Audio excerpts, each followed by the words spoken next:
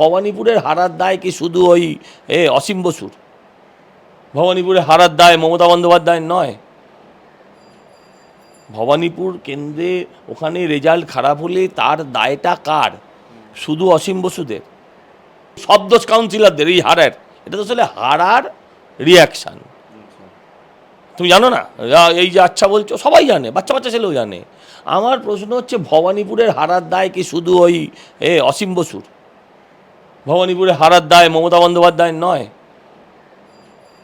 ভবানীপুর কেন্দ্রে ওখানে রেজাল্ট খারাপ হলে তার দায়টা কার? শুধু অসীম বসুদের? মুখ্যমন্ত্রী রাজ্যের প্রশাসনিক প্রধান বলছে, শোনো বলছে বাড়ি জবরদখল, তারপরে বলেছেন কতগুলো ভালো জিনিসও বলেছেন, সেদিকে তোমাদের নজর নেই। সবসময় শকুনের মতন ভাগাড়ের দিকে তাকালে হবে না। উনি ওনার নিজের বাড়ির থেকে শুরু করতে বলেছেন অপারেশনটা।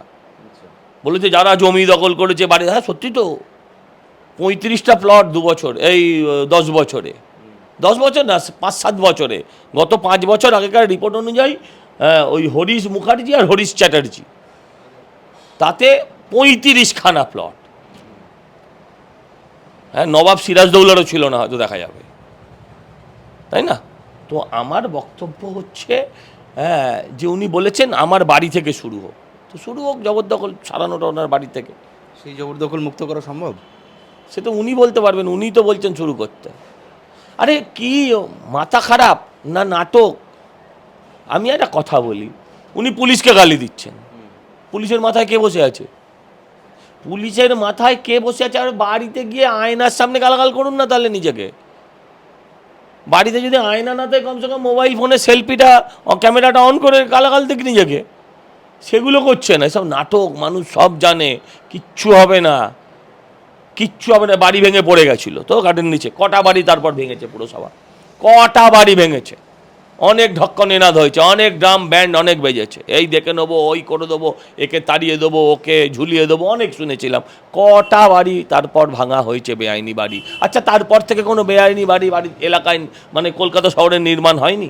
এটা পুরসভা চ্যালেঞ্জ নেই যে তারপর থেকে একটাও বেআইনি গাঁথনি হয়নি। তারপর দেখাচ্ছি আমি। আপনি নাটক বলছেন কেন? রাজ্যের প্রশাসনিক প্রধান, তিনি প্রশাসনিক বৈঠক করবেন, কর্তাদের কোনো ভুলভ্রান্তি থাকলে তিনি ধরিয়ে দেবেন, দমকাবেন বা শুধরে দেবেন, এটা তো স্বাভাবিক চিত্র। কথা বলি, এটা তো আজ তক তো।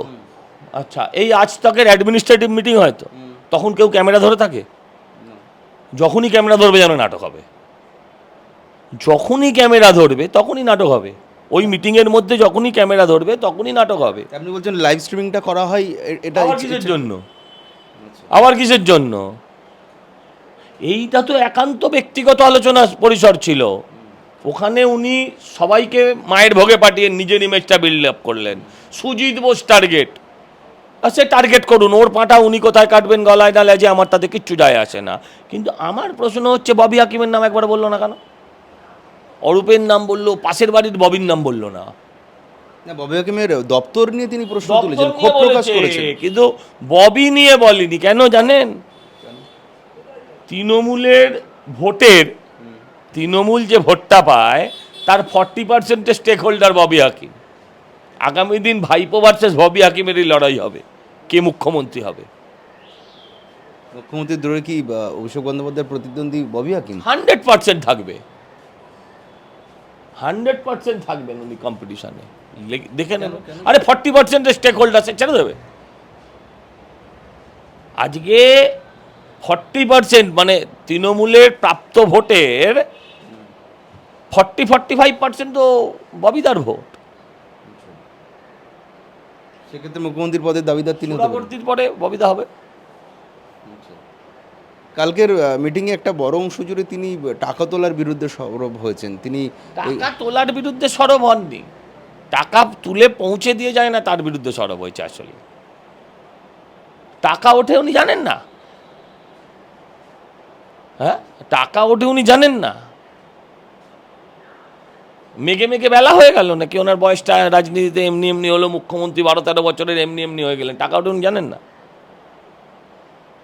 টাকা তুলে পৌঁছে দিয়ে যাচ্ছেন। এগুলো অনেক ইন্টারনাল পলিটিক্স আছে ভাই। এটা দেখো, আমার ধারণা হতে পারে যে ক্ষমতায়নটা যেটা, সেটা নিজের হাতে ক্ষমতাটাকে আবার ফিরিয়ে আনার প্রচেষ্টা, বুঝিয়ে দেওয়া যে আমি শেষ কথা।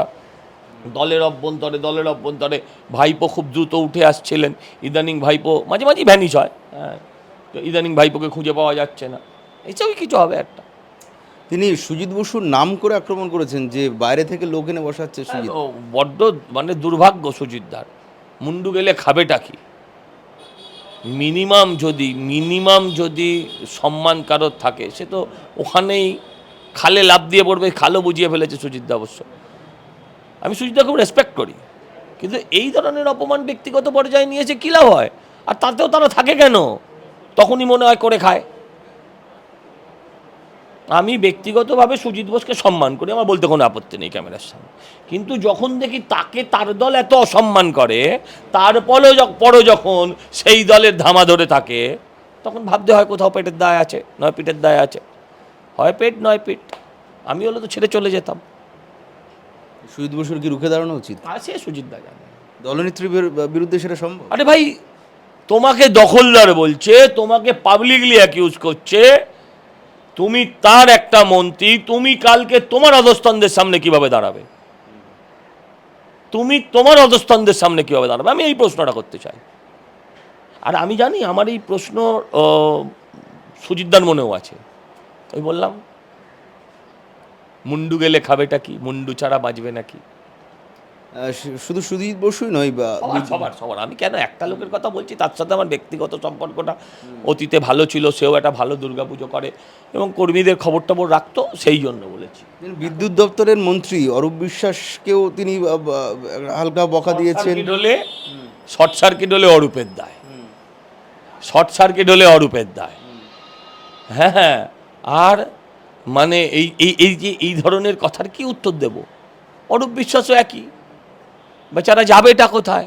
পুরো ফ্যামিলি ভেঞ্চার চলছে ওর, কম লোক জড়িত নয় এই কোম্পানিতে,